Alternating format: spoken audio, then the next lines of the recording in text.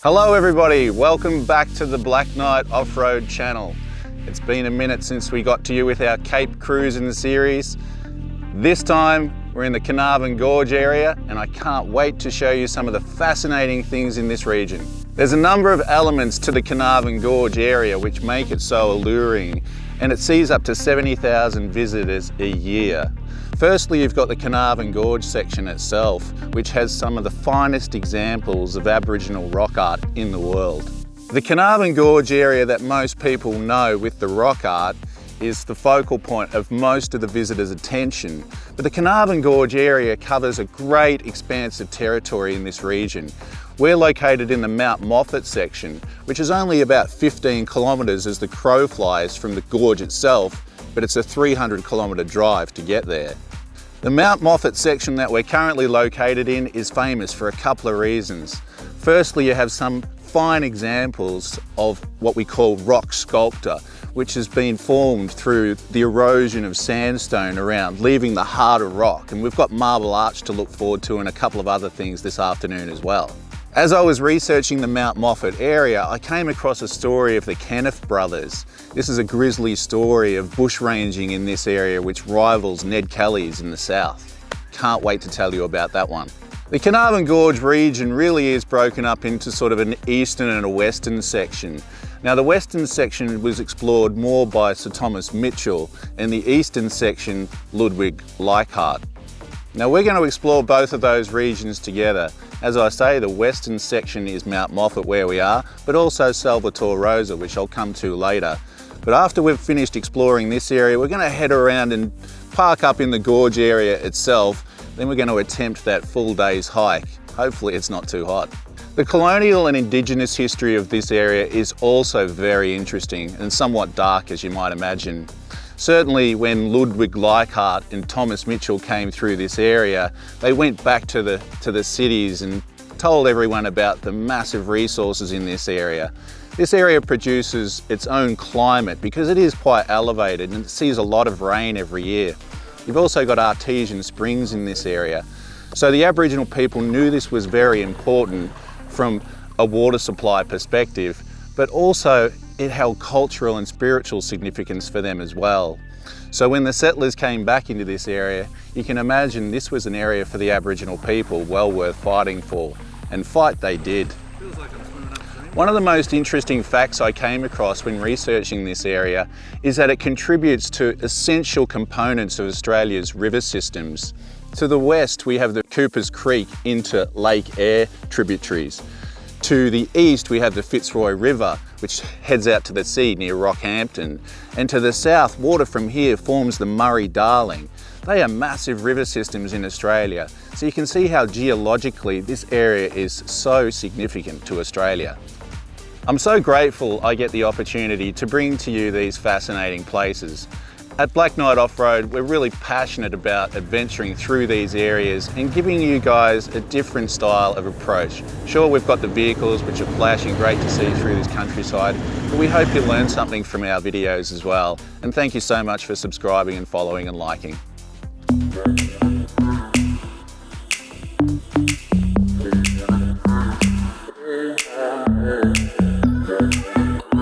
Day one of our journey to Carnarvon National Park was a big day in the saddle. Departing from the Sunshine Coast, it's around an 8 to 9 hour drive northwest to the first campground in the Mount Moffatt section.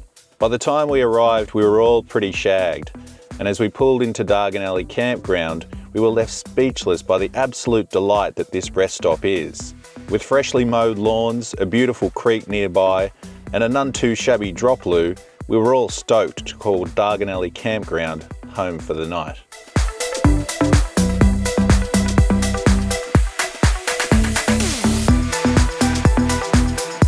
On waking on our first morning, we were all pretty rusty from the big drive from yesterday, so we decided to have a slow start and see the surrounding natural beauty of this campground, and also have a few coffees, a few yarns, and generally just chill out before we were due to push further north into the Mount Moffatt section come mid-morning.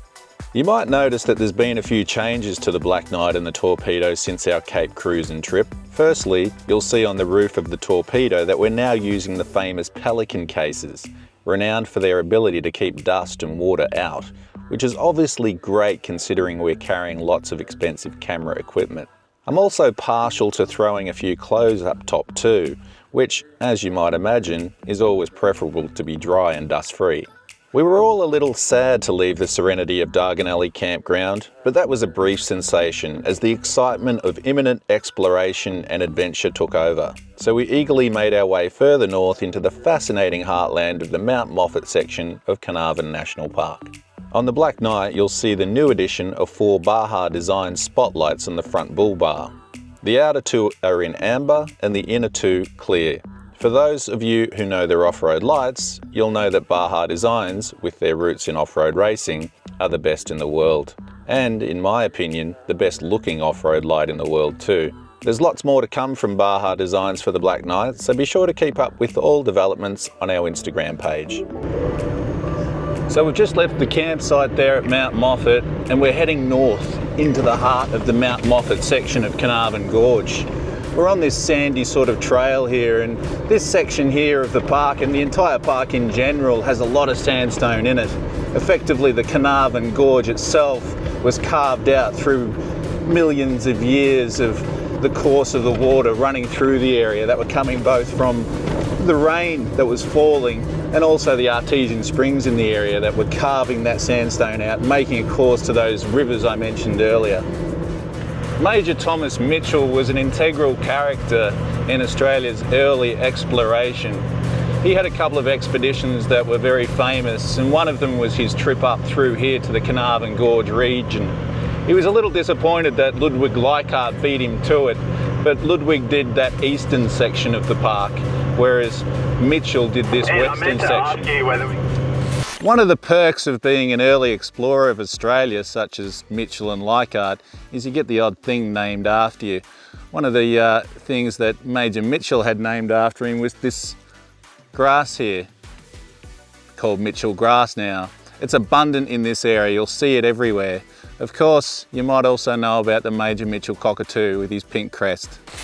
As you head north into the Mount Moffatt section of Carnarvon National Park, the first site that you'll come to worth seeing is Marlong Arch. Marlong Arch has been made through years of weathered sandstone, and it's formed this precipice arch that's really interesting.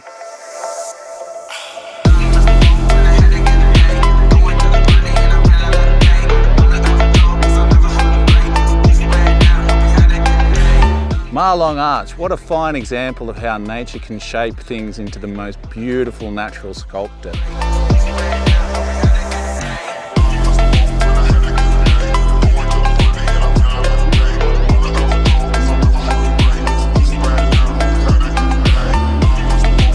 So if you're up this way, definitely call into Marlong Arch, and if this is a sign of things to come in Carnarvon National Park, I can't wait to see the rest.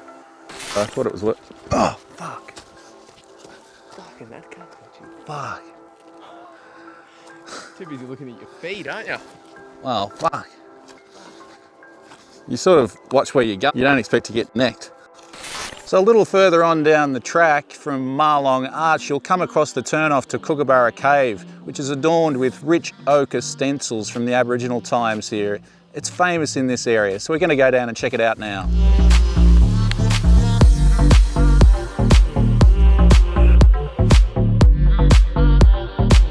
We're currently here at the Kookaburra Cave viewing platform. This little area here, and we look forward into the rock face here, and we can see a number of Aboriginal artworks along this rock face here.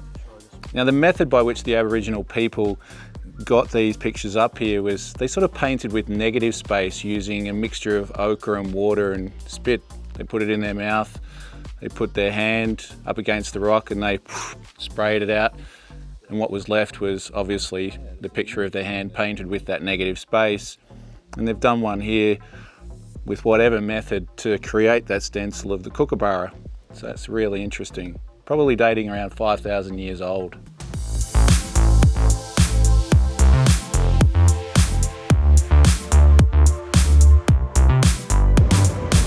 To get a real appreciation of the geological significance of this area, I need to tell you a little bit about the history. So basically, around 190 million years ago, The creeks and river systems in this area deposited large amounts of sand, and you still see evidence of that sand here today with the sand on the tracks and also the sandstone that we see through the gorge. But about 60 to 90 million years ago, that sandstone shelf began to rise as Australia moved over some unstable areas in the Earth's crust. But it wasn't until 25 million years ago that things got really interesting. The Buckland volcano erupted and it spewed basalt lava right across this area. So then you had a combination of the sandstone and the basalt lava or rock, and that formed layers which were then eroded with more water, rain and water from the artesian system, and they created the river catchments that we see today that supply the Fitzroy River, the Murray-Darling, little rock here, and also Cooper Creek into Lake Eyre heading west. The next stop on the track in Mount Moffatt is Lot's Wife, which is a remarkable example of precipice sandstone that has been eroded and left here as this amazing pillar. It's a remnant of a bluff that extended right through this area. Fantastic. Lots of orb spiders on these tracks. See them everywhere. That's why we're ducking. Lot's Wife is so random in its morphology, seemingly placed there by Zeus himself. But it really is just one piece of an epic geological puzzle left behind from an ancient landscape. It's simply fascinating. I'd love to know the story behind the name Lot's Wife, so if any one of you know, be sure to leave a comment below, and amusing wrong answers are also encouraged. So we left Lot's Wife mainly because she didn't provide us any tea and scones, and we pushed further north. Check out those two pelican cases on the roof of the Torpedo. I was initially worried they wouldn't fit, but I'm so pleased they do. They nearly appear custom made for the big troopy. I absolutely love it when a vehicle build really comes together.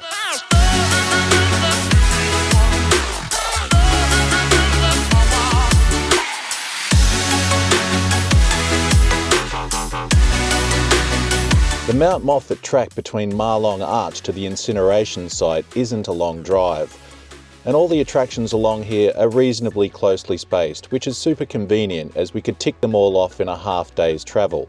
If you're a four-wheel driving enthusiast, I'm sure you've been asked the age-old question, beach or bush? Personally, when I reach destinations like Carnarvon National Park, with its lush, pseudo-prehistoric landscape, it's bush all the way for me. I mean, take a look around. It's just epic and such a privilege and pleasure to drive through. As you can see, the off-roading difficulty through this region is relatively easy, but because of the abundance of sandstone, there's still a fair amount of bull dust flying around.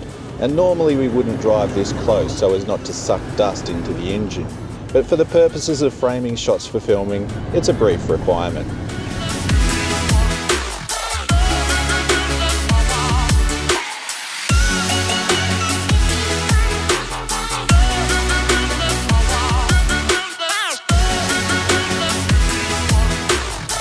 Check out those Baja Designs LP9 spotties on the Black Knight. They just look so epic and really add a mean appearance to the front end. I can't wait to fit the rest of these lights in the coming weeks. It's gonna look unreal. As we drive to the incineration site, you have to go on what's known as the High Country Drive Circuit. That takes you to the top of what's known as the Consuelo Tablelands, which should give us a lovely view of the surrounding area. This part of the Carnarvon National Park is known as the Roof of Queensland, and it sits at about between 1,000 and 1,200 metres in altitude, which by world standards is not very high, but Australian standards, it's getting up there. And for Queensland, it's one of the highest peaks there is. An odd quirk in the attitude of colonial Australians was the general support they afforded to certain bushrangers. Ned Kelly, our most famous bushranger, and also Queensland's Kenniff Brothers were, on one hand, murdering thieves. However, colonial Australians also saw them as hard done by and somewhat forced into their violent deeds by an oppressive government and police force which is perhaps why they didn't mind when the odd bushranger fought back against the system. Queensland doesn't have too many famous outlaws, but the Kenniff Brothers definitely are. We call them bushrangers in Australia, and we're currently on a drive here to the incineration site. Might sound like somewhere where you burn your rubbish. No, it has a much more grisly history than that. In the early to mid 20th century, where world wars also shaped our nation's general attitude, mateship was the buzzword of the era, and there seemed to be general support for political agenda in these years. Since the 1960s, however, with the failed Vietnam War, the illegal invasion in Iraq based on weapons of mass destruction lies, the failed Afghan debacle, and more recently the COVID fiasco, Australians are again entering into a period of complete distrust of government, who are seemingly hell-bent on steering us towards a hyper-woke Orwellian society, while the rest of us, silent majority, are opening our eyes to the agenda of big war, big pharma, and the deep state. Thus, if a modern-day Kelly or Kenniff inspired a revolt against this current polarising system of control, I could envisage the silent majority of Australians supporting it, which is also why censorship and cancelling and freedom of speech are such hot topics right now, obviously in an attempt to further control and prevent this sort of social revolt. But hey, I digress, and I'll save my opinions for the campfire. So far this track has been very easy in terms of four-wheel driving. We've come across our little, first little mud patch here, little bog hole. It doesn't look deep, but there's plenty of winching options, so we're not worried. We've got two vehicles, so it's all good.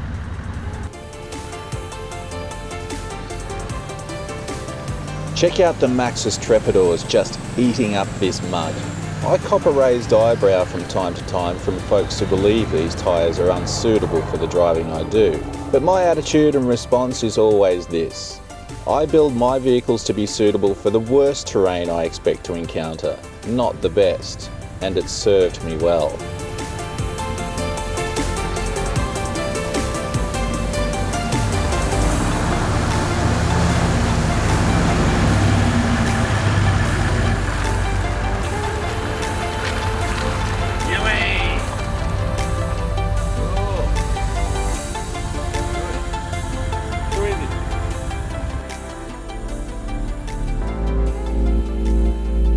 Wow, this landscape is simply incredible. The ferns you see here are ubiquitous in this region and give this drive those Jurassic Park vibes. We absolutely loved it.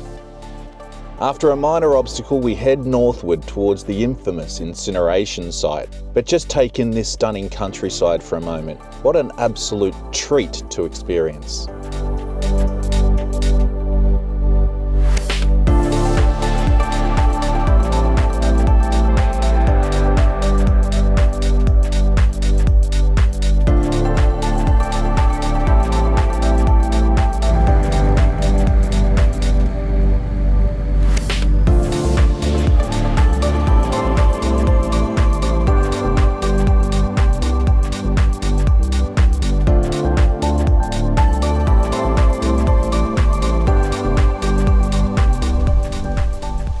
The story of the Kenniff Brothers comes to this point right here, the incineration site. This is where they deposed of the bodies of Albert Dalka and Constable George Doyle.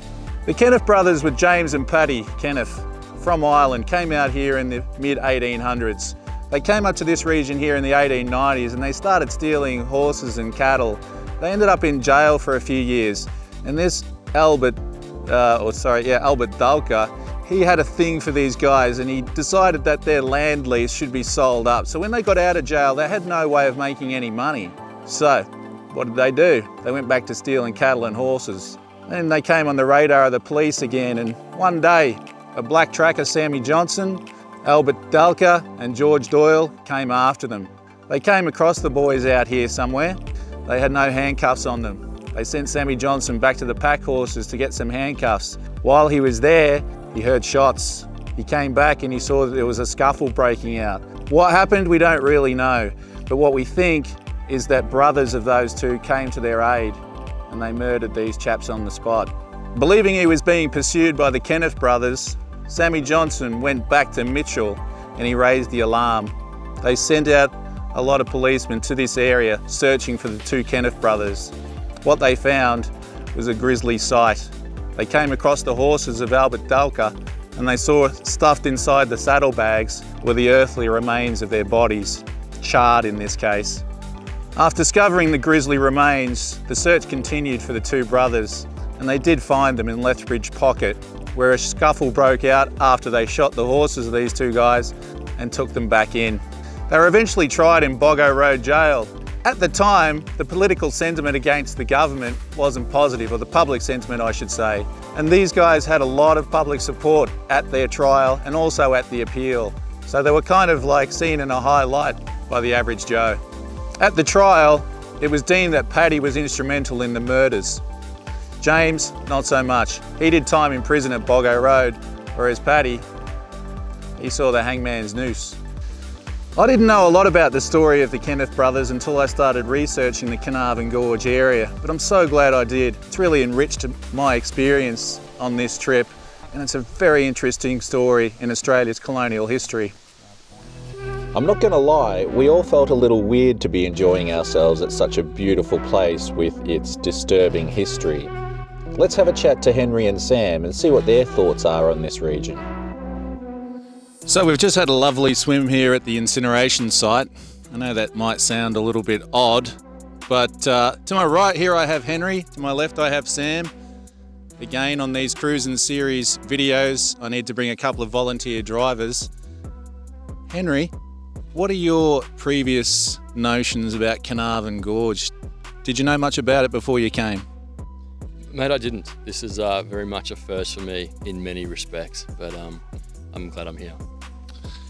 Have you had any off-road experience before?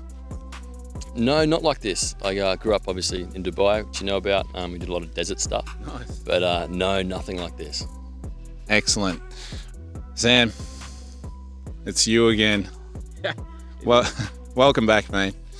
Carnarvon Gorge, you have been here before. How is today compared to your previous visit? Well, I don't think we actually did this side. I think we took the easy route in around the other side. But yeah, from what I can remember, it was awesome. So looking forward to having a bit more of a look this time around. Yeah, right. A lot of people say they come to Carnarvon Gorge and really they see the gorge itself, which is what we're doing tomorrow. They don't really do this Mount Moffatt section, but for anyone who's interested, I really encourage you to come up and see this Mount Moffatt section if you've got the time.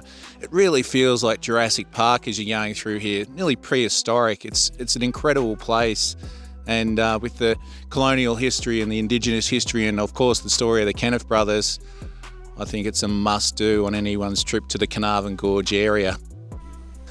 So that wraps up our Mount Moffatt section on the Carnarvon National Park. We did want to see the top of the Consuelo Tablelands for that nice view, but we looked over here and they've closed the gate. So we're going to pack up our stuff and send it back around to Carnarvon Gorge for a long hike.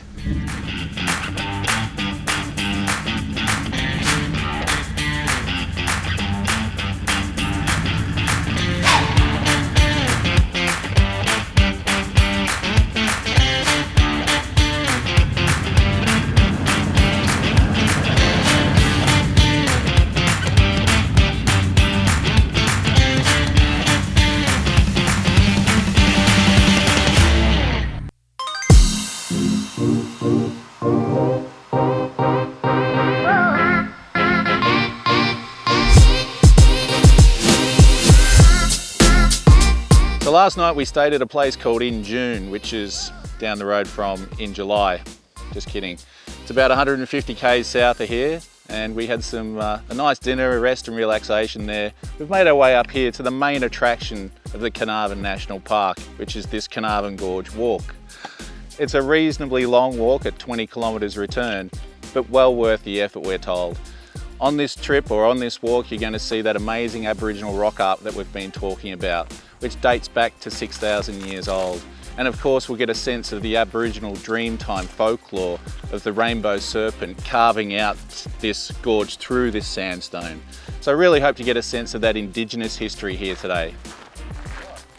At 20 kilometres plus, the Carnarvon Great Walk might seem easy on paper, but don't be fooled. With so many attractions and the mercury nudging 35 degrees, we decided to manage our effort and focus on the attractions that we felt were most significant. After a brief chat with the lads, we decided to make a beeline for the art gallery, the most famous site of Indigenous rock art on this walk. That meant scaling back and skipping a few other sites, such as Balloomba Bluff, which is a 2-hour sidewalk off the track with very steep gradients. There wasn't any resistance among us to skip that one in this heat. The undeclared war between the colonial settlers and the Aboriginal peoples of this land was waged over a period of around 20 years. Now we've only come in here about 5 kilometres and we're just struck, firstly by the beauty of this region and this gorge, but also by the abundance of water and life through here. This was a war of resources, and the Aboriginals definitely didn't want to just hand it over and walk away. Certainly they didn't have the guns of the Europeans, but they used their tactics in a guerrilla-style warfare over that period of around 20 years, and they inflicted some heavy casualties on the colonials. Something about that made me feel better about that history, knowing that they did have the capacity and they chose to fight for what they wanted and believed in. Seeing as though we were as fresh as we were ever going to be on this beautiful sunny day, we cracked the whip and got stuck into reaching our most distant attraction and turnaround point, the art gallery. After reaching the art gallery, we'd stop off at our other chosen favourites, which included the incredible amphitheatre and the stunning Moss Garden.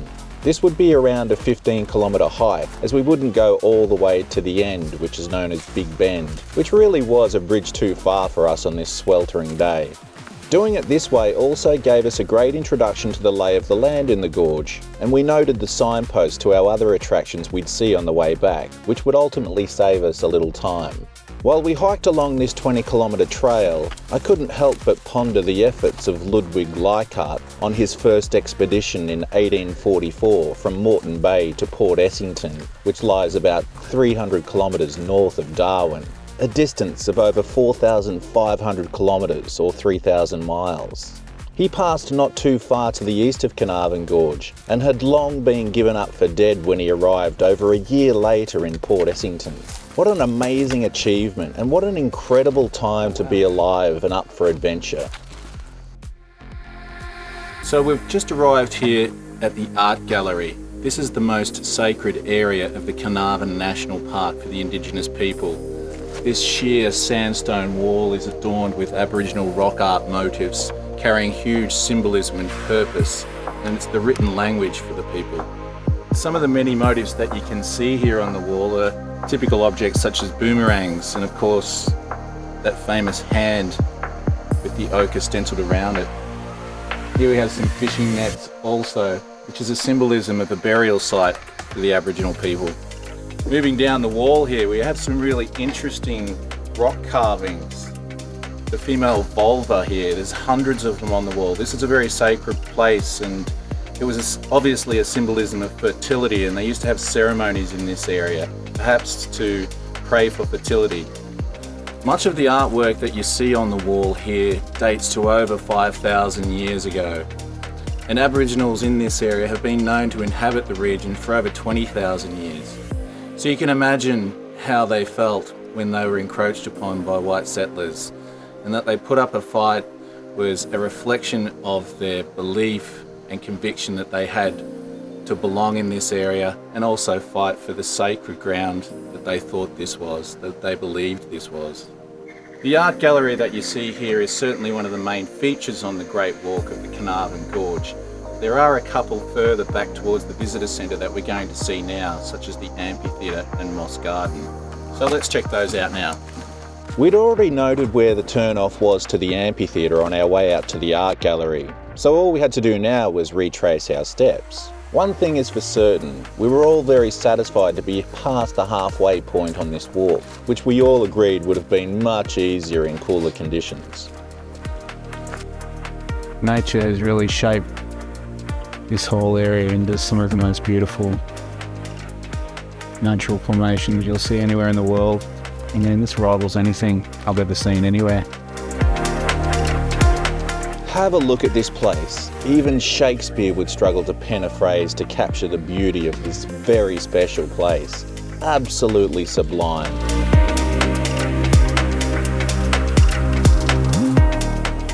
Wow. That's incredible. Imagine being the first person to discover this. I mean, we walked up some man-made steps and through this towering crevice, and even we were left speechless by the reward for our efforts. What I wouldn't give to see the expression on the face of the first human who saw it. Probably no different from our own.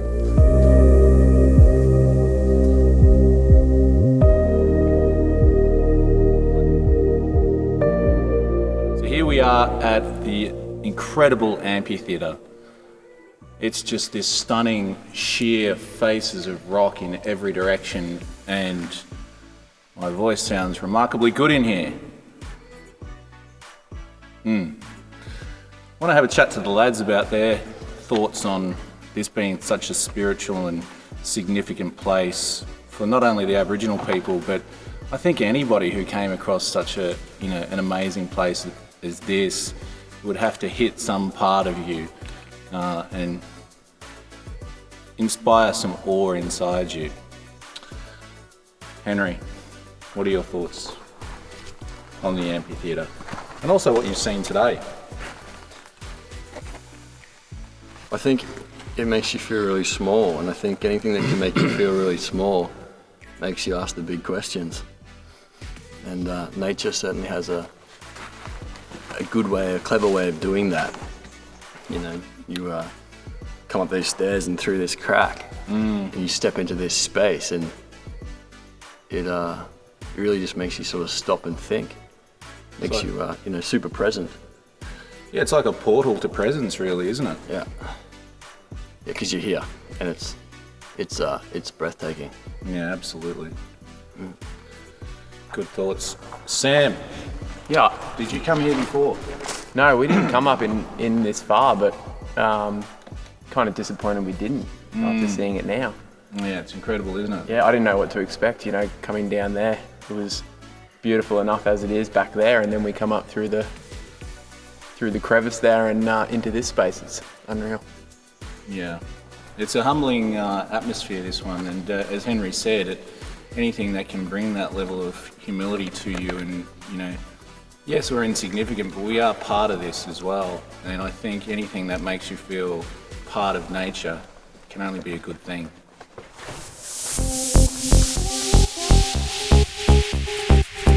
So it was with some reluctance that we moved on from the breathtaking amphitheatre. But with fading light becoming a factor and Moss Garden yet to be seen, we needed to crack on. But rest assured, we'll be singing the praises of the amphitheatre for many years to come.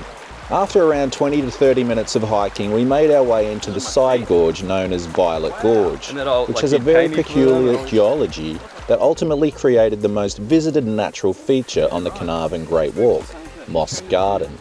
The lush oasis of Moss Garden was created from water percolating within the towering sandstone gorge walls to a point where its path is blocked by impervious shale rock, forcing it to perspire outwards to the face of the shale, which created an environment where mosses, liverworts and ferns carpet the surface of the shale.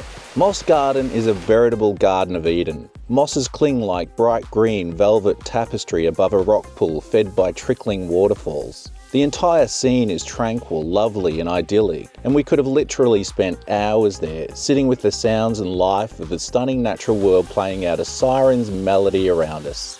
So this marks the end of a fantastic journey into the Great Walk of Carnarvon Gorge. So many spectacular sights we've seen today. And if you ever get the chance to get up this way, you must do this walk and you must see these sights. It just really adds to this cultural experience that this beautiful land has to offer.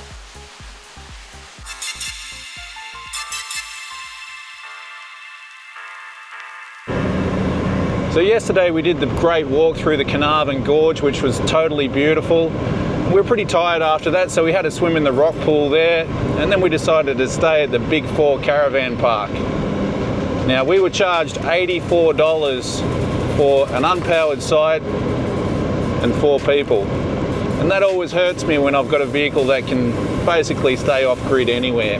Anyway, that's just me.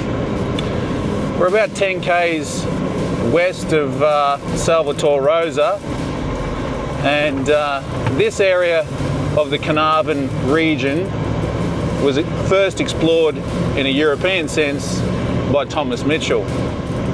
After realising that Ludwig Leichhardt had done the eastern section, he took it upon himself to check out the western section. And he named the Salvatore Rosa region after the Italian artist, because his works inspired thoughts of this region here. Little known fact about Thomas Mitchell is he's quite the artist himself. Before he came out to Australia, his job was a battlefield sketcher in the army, and he did some time in Portugal, and his job was to sketch the battlefield scenes. That's a little interesting fact about Thomas Mitchell. The Salvatore Rosa section of the Carnarvon National Park lies northwest of the Carnarvon Gorge region that we explored yesterday. Rather like the Mount Moffatt section, this region was also somewhat enigmatic for us, and prior to researching the area, I knew very little about its fascinating geological history and its connection to Major Thomas Mitchell. Named by Mitchell in 1846, Salvatore Rosa is at the western edge of the Central Queensland sandstone belt and is characterised by coarse-grained sandstones that are very crumbly. Erosion of this sandstone has left behind many interesting features that dominate the skyline in this region, including Spyglass Peak and the Sentinel, which we're on our way to see now.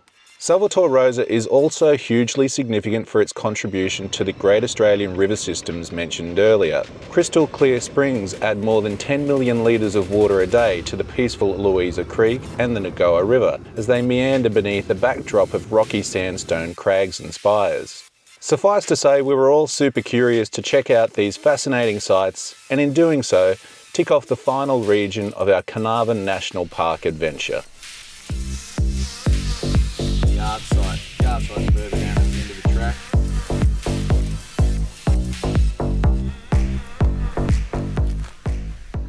The Salvatore Rosa section of Carnarvon National Park really is synonymous with Sir Thomas Mitchell, who explored this area as he attempted to make Port Essington and establish an overland route from Sydney to Port Essington. When I was younger, I'd heard names like Ludwig Leichhardt and Thomas Mitchell, and they really didn't mean anything at all to me. But since I've been into this four-wheel drive caper and overlanding caper, it's really given me great perspective and a deep appreciation for what these men did in the 1840s with minimal provisions, nothing like what we have today. And these guys took years to complete these journeys through great hardship, and there was danger from interactions with the Indigenous people in these areas. So I have a great deal of respect and a deeper knowledge and appreciation for what they've achieved. If you're looking for some hardcore off-roading, then I would suggest you look elsewhere. Other than the odd puddle like this, there really is nothing too challenging in this region. If on the other hand you're interested in captivating geological history and peculiar natural rock formations, then Salvatore Rosa is definitely the place for you. Like elsewhere in the Carnarvon National Park, the drive through Salvatore Rosa is just a lovely experience. The landscape is always pleasing to the eye, and the drive itself is relaxed, easygoing and very enjoyable.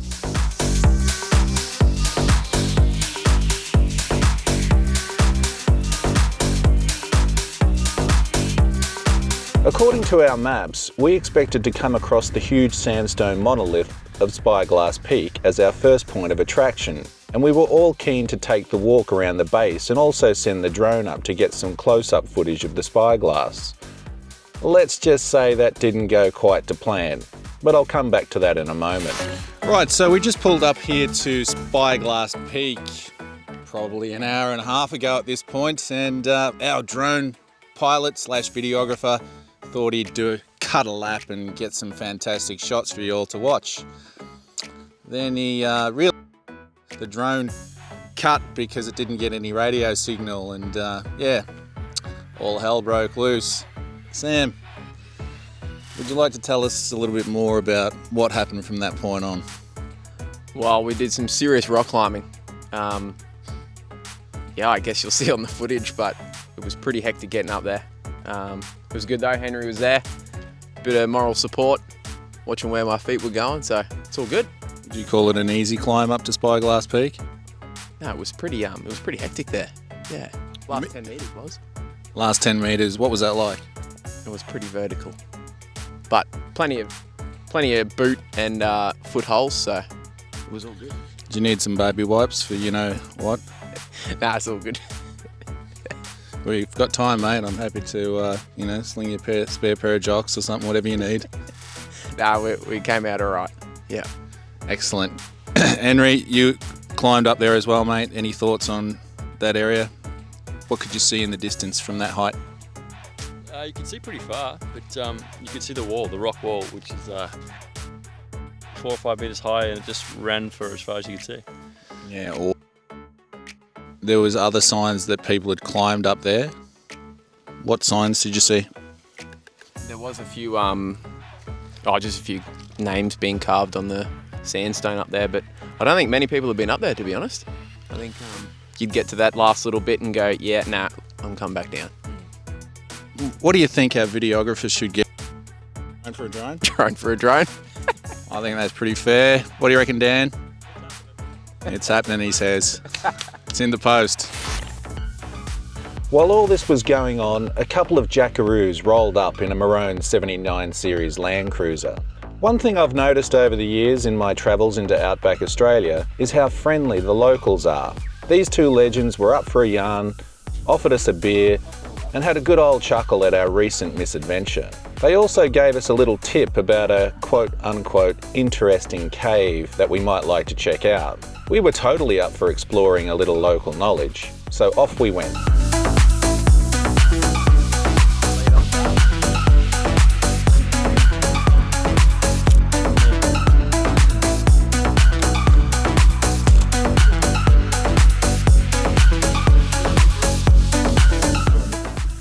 So we came here to look at a cave, and on the suggestion of a couple of jackaroos at the local station there. The cave I'm not sure about, but the view's pretty good. Anyway, it's all part of the adventure, right? That and spiders. Yeah, right, you could have a good night's sleep in there. It goes right down in there. Oh, kinda. I'll let you be the judge. What do you reckon, Henry? Yeah, no, I'm disappointed if that's it. Yeah? Have we seen enough? Alright, let's go back to the Nogoa River campsite. I don't know about you boys, but after drone retrieval, not that I did a lot, and cave hunting and driving, I'm thirsty. There are so many reasons why I love the off-road life, but one that has become more apparent to me since doing these YouTube videos is hanging out with other exceptional men. I believe the off-road experience, with the adventure and challenges it presents and the problem solving required, is quintessentially the conditions men need to bond with each other.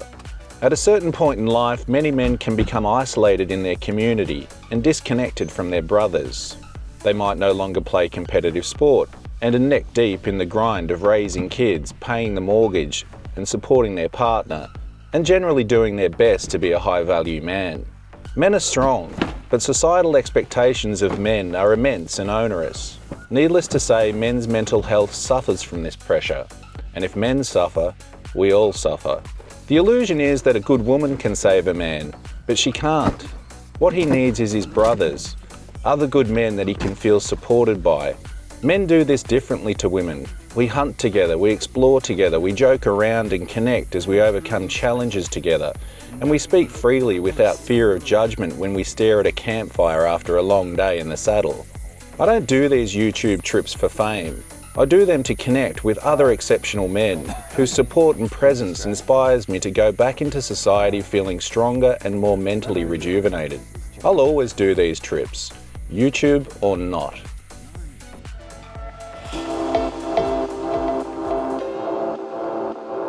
A trend I've noticed over time is that it usually takes me a couple of days to settle into the groove of overlanding and exploring, leaving the worries and stress of my urban life behind. On this beautiful morning, I really felt those vibes. I mean, there really is nothing better than immersing oneself in the stunning natural world around us. It becomes a reminder to me that we are not separate from nature, we are nature. So this morning, we decided to just chill for a bit and have a relaxed breakfast, check our camera gear and have a few brews, while Dan, our videographer, sent up his FPV drone. This thing is incredible to watch and buzzes around at high speeds with the maneuverability of a dragonfly, all while Dan controls it through his virtual reality goggles. If you're into video games, I reckon FPV drones might be your cup of tea.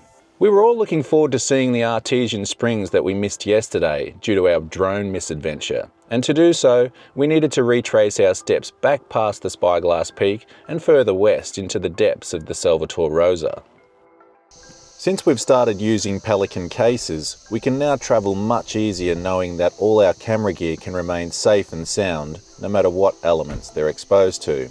Crucial to their convenience is the fact that we can pack our gear away quickly and easily and also identify what we need to at the drop of a hat, which helps to reduce the chances of leaving expensive gear behind. We haul these cases in and out of the vehicles multiple times a day, and if it weren't for their robust design, they wouldn't last 5 minutes out here, and neither would our camera gear. We had to double back over some of the same tracks as yesterday, but it was much nicer weather, so it was great to see this beautiful country in better light conditions. It's so stunning out here and quite clear that the Salvatore Rosa is a very seldom seen region in the Carnarvon National Park compared to the gorge itself. As mentioned before, driving through Salvatore Rosa is a piece of cake. But one thing to consider is that you are well and truly out of mobile reception, and your ability to get help out here is still very limited. So I'd always advise you pack a GME EPIRB so you don't have to trek out of here on your own 2 feet if the proverbial hit the fan. That would not be a fun time.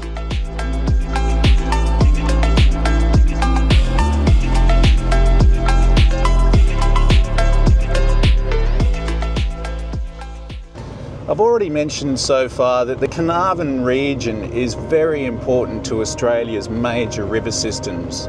That rainfall and the water that comes from this area, well, as I said, just comes from rainfall predominantly. It creates its own weather pattern due to its elevation. But one of the major contributors to those river systems is the artesian springs in this region. They contribute upwards of 10 million litres of water a day to those river systems. And they predominantly come out of the Salvatore Rosa section of the National Park, which is where we are now, and we're going to take a look at them soon.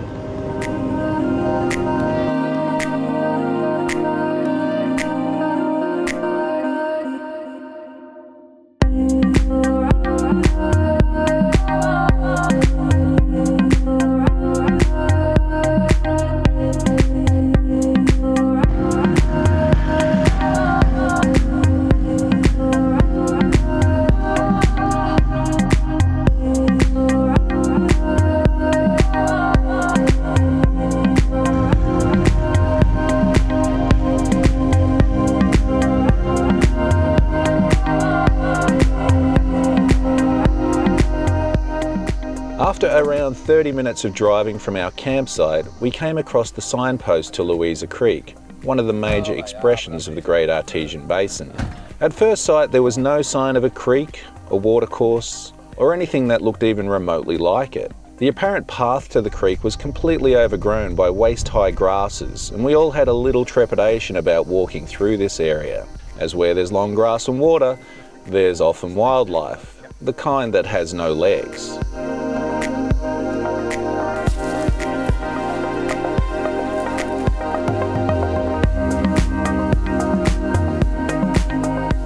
After about a 100-metre walk or so, we spotted the stunning crystal clear waters of Louisa Creek, and we were instantly pleased that we overcame our reptilian fears to explore this magical place.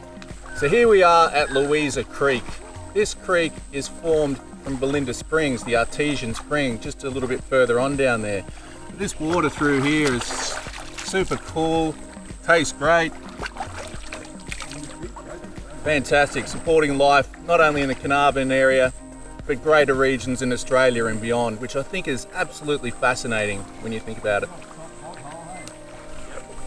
The Louisa Creek area is a veritable oasis in this region, and with the temperature nudging the low 30s, it provided us with a great opportunity to cool down. The pristine waters of Louisa Creek are the perfect antidote to refreshing one's physical and mental state. And Henry, a big believer in the healing properties of natural water sources, was delighted to take full advantage of this very special place to do just that. Suffice to say, we all thoroughly enjoyed spending some quality time in this beautiful location. It was such a treat.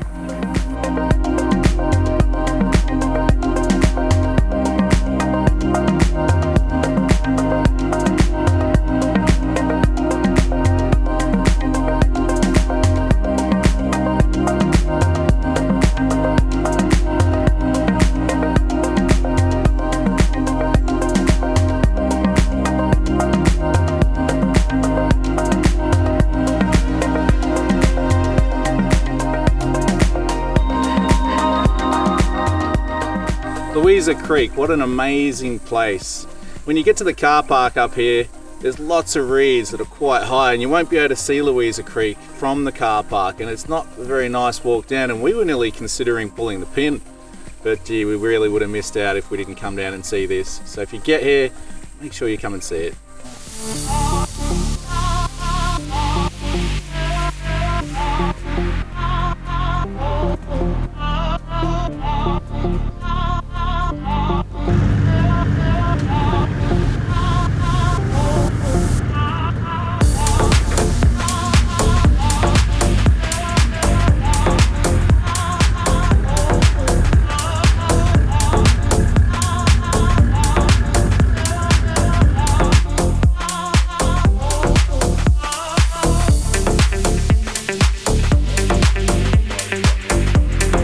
The main source of water that feeds Louisa Creek comes from Belinda Springs. And as we walked over to the springs opening, I was expecting to see a torrent of water cascading from the ground somewhere. But it really is just a trickle as it softly murmurs through the rocks and ferns of the lower ground to feed Louisa Creek and beyond. Have a look around here and how lush and green this is. And it's no surprise because Belinda Springs, where I'm standing, this is where it comes out underneath this rock, contributes to the 10 million litres of water a day that heads into those catchments I've mentioned.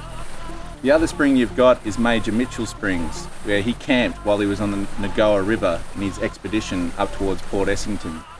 Unfortunately, the gate to access that springs is closed, but if it's anything like this, pretty special.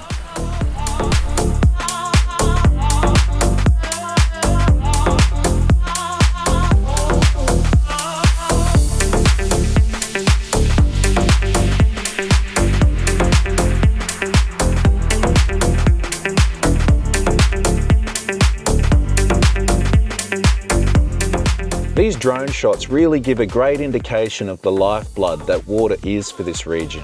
As the water from Belinda Springs courses its way from beneath the rocks we're standing on, you can really see how green, healthy and densely packed the flora is along the course of the spring water.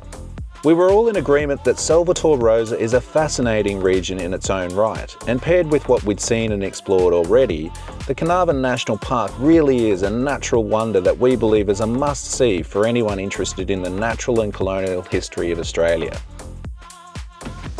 So I'm sad to say this is where our Carnarvon National Park adventure comes to a close.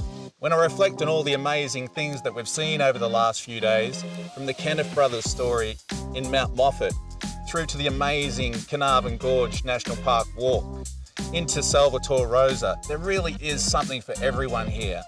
Whether you're interested in the geological history of the area, the importance of the water that comes through this area, to the entire of Queensland and other parts of Australia, and through to the Aboriginal rock art formation, the Indigenous history, the colonial history. There really is something for everyone here, and I think it's something all of you should do if you get the chance. Let's have a chat to the guys and see what their highlights were. Sam, the amazing driver, how are you, mate? Good, mate. Very good. Excellent. What was your highlight on this Carnarvon National Park adventure from all those things that I just mentioned that we've seen? Yeah, I think the the great walks up into the gorge was my favourite part, although it was 15 k's and not so partial to walking that far, but it was good, and I think what we saw was awesome. Won't be the last time. Moss Garden, the art gallery, the amphitheatre. If you had to choose one, which would you choose? I think Moss Garden had me. It was, yeah, just beautiful up in there. Really nice. Yeah, it was fascinating. I'd probably choose the amphitheatre just because it was just so sheer and vast. You just can't create that sort of thing. Yeah. Nature is beautiful. Let's have a chat to Henry. Mate, thanks very much for coming along this trip. I really appreciate it. What's been your highlight, mate? It was definitely Carnarvon Gorge, for sure. But outside of that, it's just been getting away and taking your shoes off and switching off and going on an adventure and not knowing where you're going to wake up, not knowing where you're going to stop. Yeah. And just getting outside of, the rat race and the story that we tell ourselves. And through the swimming, jumping in these water holes has been really cool. So I've enjoyed all of it.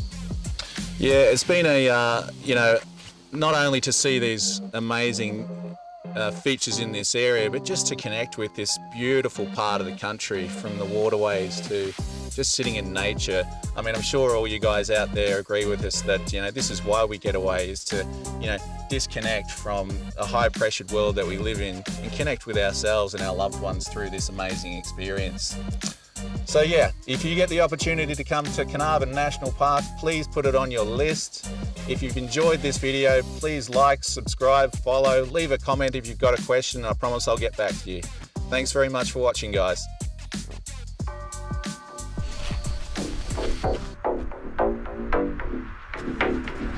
So that's a wrap on our Carnarvon cruise and adventure. We hope you liked it, and we want to take this opportunity to thank you all for your support, without which we couldn't make these videos. Also, stay tuned for our next video, which will be coming out very soon, where we'll be exploring the World Heritage Site of Gari, formerly known as Fraser Island. Until then, get out there and keep exploring this beautiful world of ours.